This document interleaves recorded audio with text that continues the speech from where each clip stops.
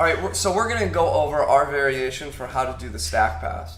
For Brea Jiu-Jitsu people, this is on technique block C for the passing, for the Pan Am's competition. For the rest of the internet, that's not gonna mean too much, so just enjoy the technique. All right, so to set up your stack pass, I actually do it from before I'm opening up the guard, so we'll talk about that. And I open from standing.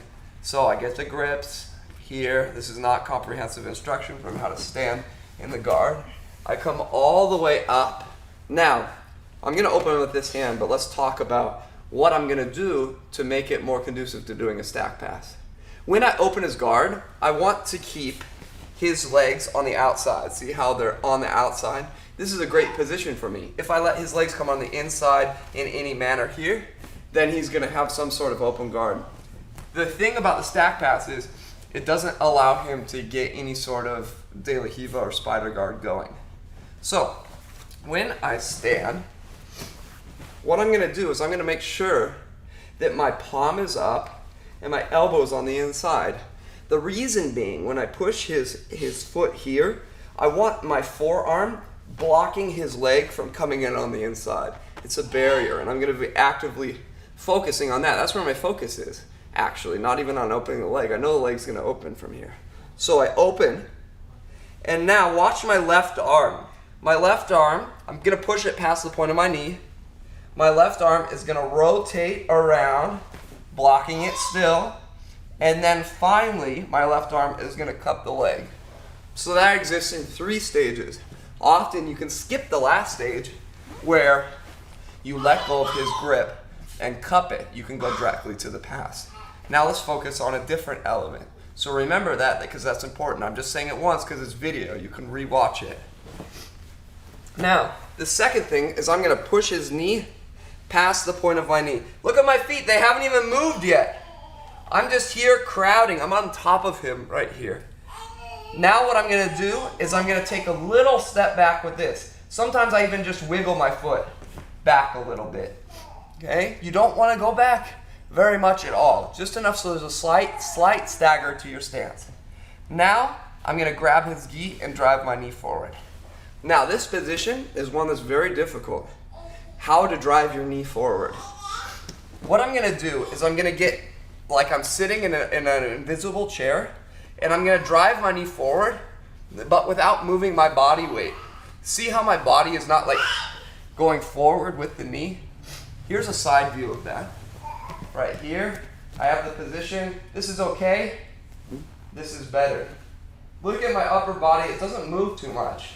It's mainly my knee going in there, because your knee is a triangle defense from this position. Okay? So, this position, this here is my base. Derek, just push me this way. If there's no grip here, you can fall backwards. Have a coach or a partner push you backwards, because he's going to be trying to shrimp out and make space. And you need base to win that, because he's going to be trying to kick off of you. And that base comes from this grip right here. So make sure you have a really good grip. You'll know you're doing it right if your quadriceps are really, really engaged. You should feel definitely them being used in this position. Now, this is the position from which you stack pass. Look how I'm cupping right here, making sure that that doesn't come in. Now, I take my hand and backstroke. Simultaneously, I bring my right arm on the inside in my groin. I get it up on my shoulder. Now here's the important part. I'm just gonna fall straight forward. Watch. And you even lose your base. Whoa, put your hand there. This position is one of the most important positions from the stack pass. My head's gonna be right in his head, but I don't wanna talk right into his face. So my knee needs to be engaged on his knee during the stack part.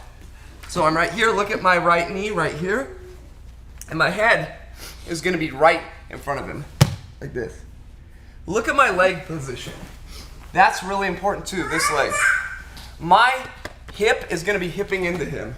You have to have a good connection here, because that's where all the discomfort comes from. This is a really good stack. Don't turn this way. Look at this view. Don't turn in this direction. Go right back here. Right here. You can even put your hand out. Now, from this position, my knee is engaged. I'm gonna take my hand and make a 4-finger in grip. You can start lower and then knead it in higher, like this. Once you grab the side of the gi, is going downhill from him. Well, this isn't that great anyway, but you're doing this from the pressure. Now, I have my grip. He can have a grip on my hand. I need to strip this grip. I need to take this out, circle to the outside, and use my leg to jump down. Or you can circle to his ankle. If there's enough slack in it, you can go to his ankle and come around this way and pop it off. Now, there's gonna be three things that happen here. One, I'm gonna take his ankle and pin it up over his head. At the same time, I go over his arm with my knee and put it right by his ear. And then I shelf his butt with my leg back here. You see how it's shelved right here? But there's something that important that happens there. When I do this, I don't move my head. There's very little head movement. I'm gonna give you a view of all three angles from this position. So I'm here, strip the grip, pin it, watch, all three. I'm looking right at him. Now I'm doing it properly. Nothing moved in my head.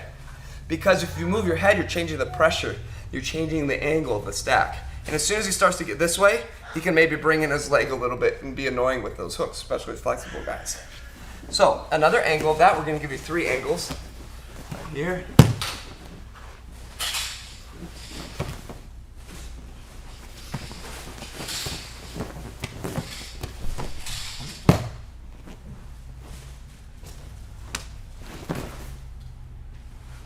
Now, once I'm in that position, I'm gonna grab right in the center of his pants right here. And I'm gonna use that to stack him more. But not only that, but I can push down too. If he gets too stacked and he's going to turtle. Or just, doing a forward roll essentially. Now, I'm pinning this arm, let's talk about that. So it's difficult for him to turtle that way. It's hard to do when I have his arm pinned. So, from this position here, what I'm gonna wanna do, let's turn this way here. What I'm gonna wanna do is stack him as much as I can, looking him right in the eye, and I choke him like a bread cutter choke. And now, at this stage of the game, you don't want to pass the guard. Make him suffer. Make him exist in this position, and it's a terrible position for him. Guys will break in this position. So by the time, if you end up getting side control and you don't get the tap, that he's kind of already broken in that. So by the time you get to mount, the cross choke will be easier. So, when I'm here, I actually a lot of times get the submission from here because he's being stacked on this choke. So just wait here for 30 seconds if necessary. And then you'll see him start to panic and start to try and clear his leg kind of frantically. And I use my head to not let me pass my guard, because that's the point when real panic sets in. So maybe he's able to avoid the submission and clear his leg over. I cup his leg, get the leg lace, come and establish the side control. And that's for Brea Jiu-Jitsu guys in technique block A. So, one last common mistake that I see that guys make is they change the order of this. They release their knee with their arm still in the party. Don't do that. Your knee needs to be here. You remove the arm, and your arm is outside of the party before you go on. So I'm gonna give you 3 full demonstrations with 3 different angles so you can catch all the sorts of details that are in there.